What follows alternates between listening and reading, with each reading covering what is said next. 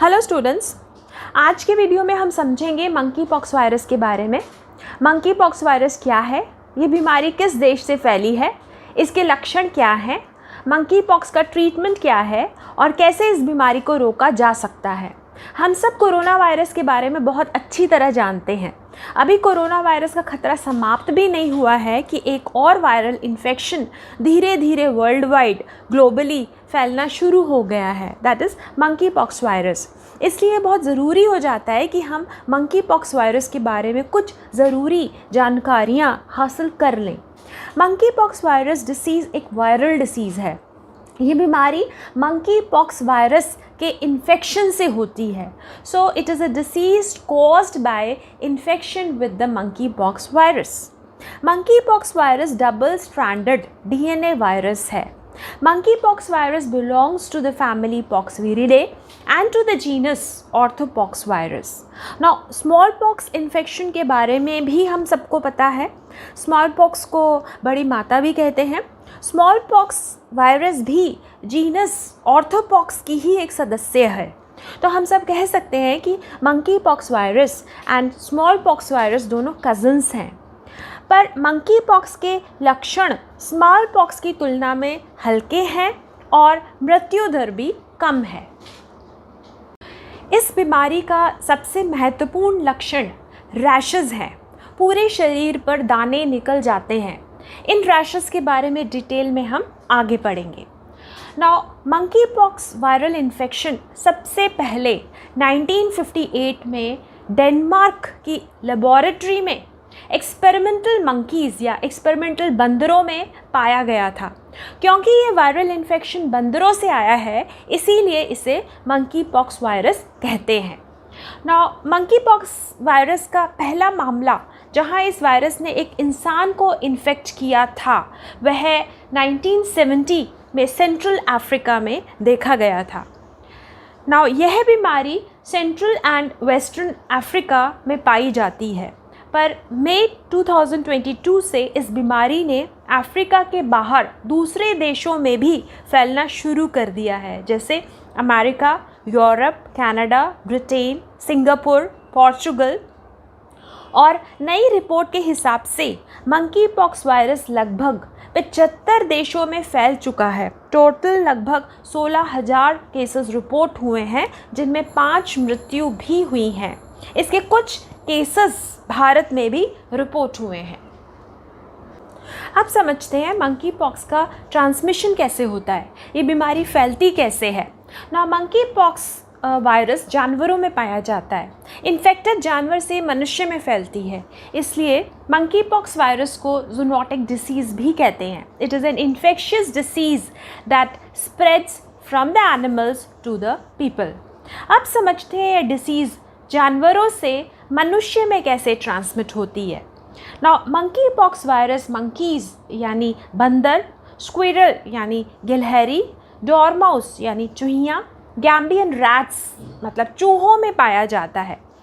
इनमें से अगर कोई भी इन्फेक्टेड जानवर मनुष्य के कांटेक्ट में आए या उस मनुष्य को नोच ले या फिर उस मनुष्य को काट ले, तो त्वचा के माध्यम से मनुष्य में मंकी पॉक्स वायरस ट्रांसमिट हो जाता है। इसके अलावा कच्चा या पूरी तरह ना पका हुआ इन्फेक्टेड मांस खाने से भी ये वायरस मनुष्य के शरीर में फैलता है। अब समझते हैं मनुष्य से मनुष्य में कैसे ये वायरस ट्रांसमिट होता है। इन्फेक्टेड मनुष्य के दानों या फिर छालों के तरल पदार्थ के सीधे कांटेक्ट में आने से ये वायरस फैलता है। इसके अलावा कंटामिनेटेड ऑब्जेक्ट्स जैसे कि तौलिया, रुमाल, बेडशीट्स जो कि इन्फेक्शियस हो, उनसे भी ये फैलता है। ये एक रेस्पिरेटरी ड्रॉपलेट इन्फेक्शन भी है, यानी नाक या मुंह की बूंदों से भी ये शरीर के अंदर प्रवेश करता है। इसीलिए यदि आप मंकी पॉक्स इन्फेक्टेड व्यक्ति के पास हैं जो कि खांस रहा है या फिर जो कि छींक रहा है, तो आपको भी इन्फेक्शन हो सकता है। ये वायरस प्लेसेंटा के थ्रू मदर से फीटस में भी ट्रांसमिट होता है। इसके अलावा वर्ल्ड वाइड अभी तक जो 16,000 मामले सामने आए हैं उनमें बहुत से लोग LGBT कम्युनिटी के हैं, यानी lesbian, gay, bisexual and transgender. हालांकि अभी तक ये पता नहीं चला है कि मंकी पॉक्स एक सेक्सुअली ट्रांसमिट डिसीज़ है या फिर नहीं है। आप समझते हैं clinical manifestations of monkey pox. Monkey pox बीमारी के लक्षण क्या होते हैं? नाउ इंक्यूबेशन पीरियड 6 से 16 दिन का है, यानी इन्फेक्शन होने के 6 से 16 दिनों बाद बीमारी के लक्षण दिखाई देते हैं। 6 से 16 दिनों में वायरस बॉडी में डेवलप होती है और फिर उसके बाद अपने लक्षण दिखाती है। ये इंक्यूबेशन पीरियड कुछ केसेस में 5 से 21 दिन का भी हो सकता है। नाउ मेन सबसे इम्पॉर्टेंट कैरेक्टरिस्टिक लक्षण इस बीमारी का शरीर पर रैशेस या फिर दानों का होना है। अब बीमारी के लक्षणों को यानी सिम्टम्स को 2 भागों में समझते हैं। रैशेस होने से पहले क्या होता है और रैशेस होने पर क्या होता है। तो पहले आती है pre rash stage, also called as prodrome stage. फिर दिखाई देते हैं rashes, that is appearance of skin rashes. Rashes होने के 1 से 3 दिन पहले जो पहला लक्षण होता है वो होता है फीवर, यानी बुखार आना, accompanied with chills and sweating. बुखार जब चढ़ता है तब ठंड लगती है और बुखार जब उतरता है तो पसीना आता है। दूसरा लक्षण है सीवियर हेडेक, तेज सिर दर्द। फिर मायल्जिया मतलब मसल का पेन, बैक पेन यानी पीठ दर्द, मलेस यानी अस्वस्थ महसूस होना, फटीग यानी थकान, सोर थ्रोट यानी गला खराब होना, साथ ही साथ ड्राई या फिर वेट कफ होना यानी सूखी या फिर गीली खांसी का होना। Another symptom is lymphadenopathy. ये लक्षण मंकी पॉक्स का विशेष स्पेसिफिक डिस्टिंक्टिव लक्षण है जो कि चिकन पॉक्स में नहीं होता। पूरे शरीर के लिम्फ नोड्स सूज जाती हैं, स्पेशली सब मैंडिबुलर लिम्फ नोड्स यानी जबड़ों के नीचे की lymph nodes in the neck, गर्दन की lymph nodes and lymph nodes in the groin या फिर कह लें genital area.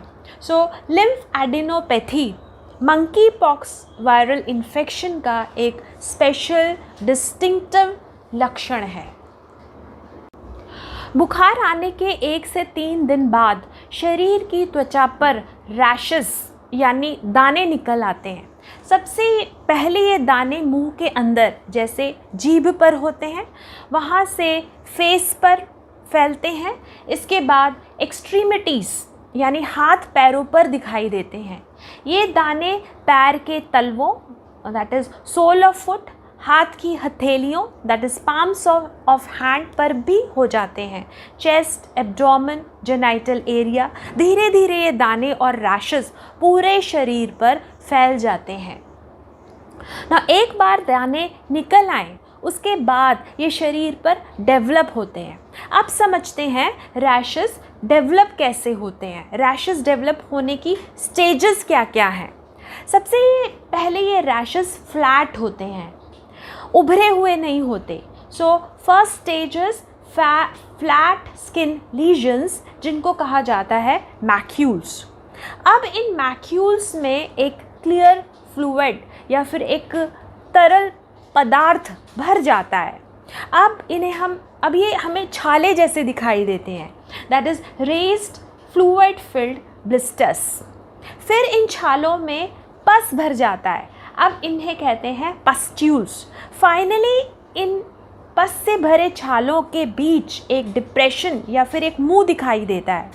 Now this is a fully developed rash, पूरी तरह से पका हुआ ये दाना है। पूरा डेवलप होने के बाद ये रैश ठीक होना शुरू हो जाते हैं। तो समझते हैं हीलिंग ऑफ रैशेस, ये रैशेस हील कैसे होते हैं। अब समझते हैं हीलिंग ऑफ रैशेस, दाने ठीक कैसे होते हैं। सबसे पहले ये रैशेस, ये दाने सूखने लगते हैं और इनकी जो ऊपरी सतह है वो बहुत ठोस हो जाती है। इसको बोलते हैं हार्डनिंग या फिर क्रस्टिंग ऑफ रैशेस। सूखने के बाद इन दानों की ऊपरी सतह गिरने लगती है, ये दाने शरीर से गिरने लगते हैं, सूख के धीरे धीरे शरीर से निकलने लगते हैं। इसको कहते हैं शेडिंग या फिर पीलिंग ऑफ रैशेस। और फाइनली जब ये रैशेस झड़ जाते हैं शरीर से तो ये रैशेस समाप्त हो जाते हैं। तो इस प्रकार ये दाने बिल्कुल ठीक हो जाते हैं। नाउ कई बार स्किन पर या शरीर पर जिस जगह दाने हुए थे वहाँ पर स्कार्स या फिर वहाँ पर निशान पड़ जाते हैं, यानी ये दाने शरीर पर अपने निशान छोड़ सकते हैं। तो मंकी पॉक्स के जो सिम्टम्स हैं या फिर जो लक्षण हैं वो 2 से 4 हफ्तों तक दिखते हैं और वायरस का असर शरीर पर मरीज की सेहत तय करती है। जिन रोगियों की इम्यूनिटी कम होती है वहाँ पर ये लक्षण कुछ महीनों तक भी दिख सकते हैं और बच्चों में भी ये बीमारी गंभीर हो सकती है। तो ये सब लक्षण हैं मंकी पॉक्स वायरस के इन्फेक्शन होने से। लक्षणों के बाद देखते हैं डायग्नोसिस ऑफ मंकी पॉक्स। समझते हैं मंकी पॉक्स बीमारी की पहचान कैसे होती है। सबसे पहले रैशेस या दाने देखकर पता चलता है कि ये बीमारी मंकी पॉक्स हो सकती है। दूसरा, जैसे कि हम समझ चुके हैं, lymph adenopathy. Lymph adenopathy monkey pox का एक डिस्टिंक्टिव, यूनिक, विशेष लक्षण है जो कि चिकन पॉक्स में नहीं देखा जाता। तीसरा, RT-PCR टेस्ट। घाव के मटेरियल का RT-PCR टेस्ट करने पर पता चल जाता है कि जो ये बीमारी है ये मंकी पॉक्स है या फिर नहीं। अब समझते हैं मंकी पॉक्स का इलाज कैसे होता है। Treatment of monkey pox. Monkey pox के लिए अभी तक कोई खास दवा नहीं खोजी जा सकी है। So there is no specific treatment of monkey pox. लक्षणों के हिसाब से दवा दी जाती है जिससे मरीज कुछ हफ्तों में बिल्कुल ठीक हो जाता है। शरीर में दर्द और बुखार के लिए एंटीपायरेटिक्स देते हैं। मरीज के शरीर में पानी की कमी ना होने दें। So consume fluids to prevent dehydration. ज़्यादा से ज़्यादा आराम करें, टेक रेस्ट। गंभीर या फिर सीवियर इन्फेक्शन होने पर एंटीवायरल ड्रग्स एंड इम्यूनोग्लोबुलिन्स का इस्तेमाल किया जाता है। अब समझते हैं वैक्सीनेशन का मंकी पॉक्स में क्या रोल है। मंकी पॉक्स के लिए अभी तक कोई भी वैक्सीन अवेलेबल नहीं है। So vaccine is not available for monkey pox. पर small pox vaccine monkey pox को रोकने में 85% सुरक्षा देती है।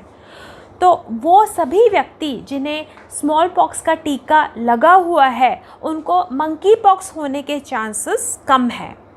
स्मॉल पॉक्स की तुलना में मंकी पॉक्स कम जोखिम वाला वायरस है। डेथ रेट भी कम है।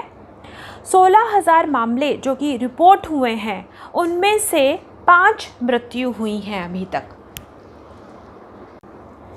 Prevention is better than cure. तो आप समझते हैं मंकी पॉक्स इन्फेक्शन को कैसे रोका या कम किया जा सकता है। Small pox vaccine monkey pox virus को रोकने में काफ़ी लाभ पहुंचाती है। दूसरा, मंकी पॉक्स के मरीज को जल्द से जल्द आइसोलेट कर देना चाहिए, उसे अलग कर देना चाहिए जिससे इन्फेक्शन ना फैले और तुरंत हेल्थ केयर टीम को कांटेक्ट करें। इसके अलावा reduce contact with infected animals and also with the infected human beings. हाथ साफ रखें, मास्क और सैनिटाइज़र का प्रयोग करें क्योंकि मंकी पॉक्स इन्फेक्शन छींकने या खांसने से भी फैलता है। इन्फेक्टेड पर्सन के बिस्तर कपड़े का इस्तेमाल ना करें, जो मांस ठीक से पका हुआ ना हो उसे ना खाएं, विदेश की यात्रा से बचें। So this is all about monkey pox. अगर आपको ये वीडियो अच्छा लगे तो इसको लाइक, सब्सक्राइब एंड शेयर ज़रूर करें।